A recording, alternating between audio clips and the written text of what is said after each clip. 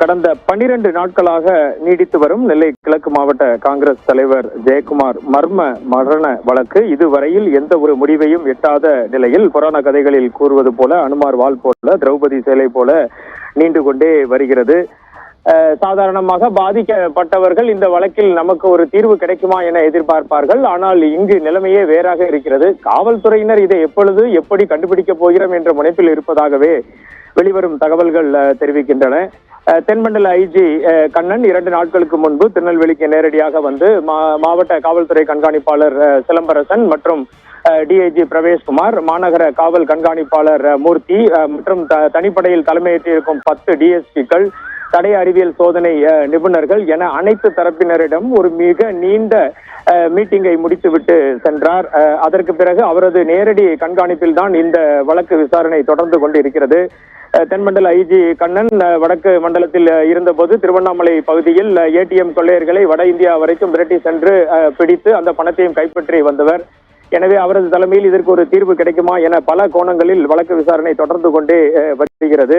இந்த 10 தனிப்படை போலீசார் தீவிர விசாரணையில் ஈடுபட்டு வரும் நிலையில் புதிய தகவல் ஒன்று வெளியாகி இருக்கிறது. ஏற்கனவே ஜெயக்குமார் மர்மமான முறையில் மரணம் அடைந்திருந்த கரை சுத்துப்புதூருக்கு 10 கிலோமீட்டர் சுற்றளவில் விசாரணை விரிவுபடுத்தி இருந்தது. இந்த நிலையில் புதிதாக அமைக்கப்பட்டுள்ள தனிப்படையினர் 15 கிலோமீட்டர் சுற்றளவிற்கு விசாரணையை விரிவுபடுத்தியுள்ளனர்.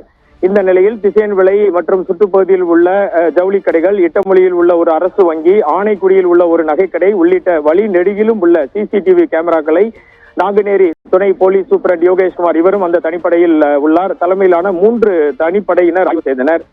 இதில் வெளியான முக்கிய தகவல் என்னவென்றால், ஜெயக்குமார் மாயமான அன்று ஜெயக்குமார் காரில் அந்த வழியாக அவர் சென்ற காட்சிகளும், அதன் பிறகு சுமார் 7 கிலோமீட்டர் தூரம் வரையிலும் அவரை பின் தொடர்ந்தபடியே ஒரு மோட்டார் சைக்கிளில் 2 பேர் செல்லும் காட்சிகளும் பதிவாகி உள்ளன.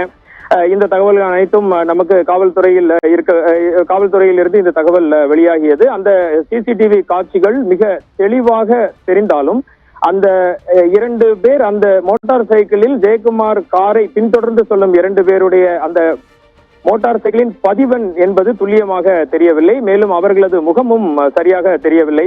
சுமார் 7 கிலோமீட்டர் தூரத்திற்கு ஜெயக்குமாரை பின்தொடர்ந்து இந்த 2 மர்ம நபர்களும் எதற்காக சென்றார்கள் என்பது குறித்து தனிப்படையினர் தற்போது தீவிர விசாரணையில் இறங்கி உள்ளனர்.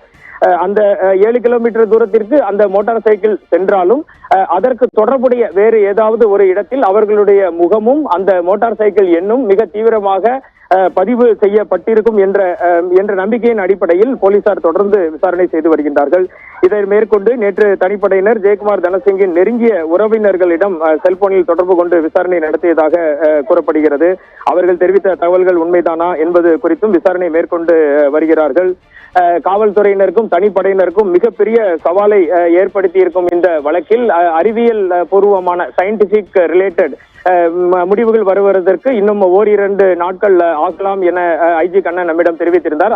அந்த அடிப்படையில் இன்று அல்லது நாளை அந்த முடிவுகள் வெளியாகும் என தெரிகிறது. அந்த முடிவுகள் வெளிவந்த பிறகு இந்த கொலை வழக்கு ஒரு முடிவிற்கு வரும் என அனைத்து தரப்பினராலும் நம்பப்படுகிறது.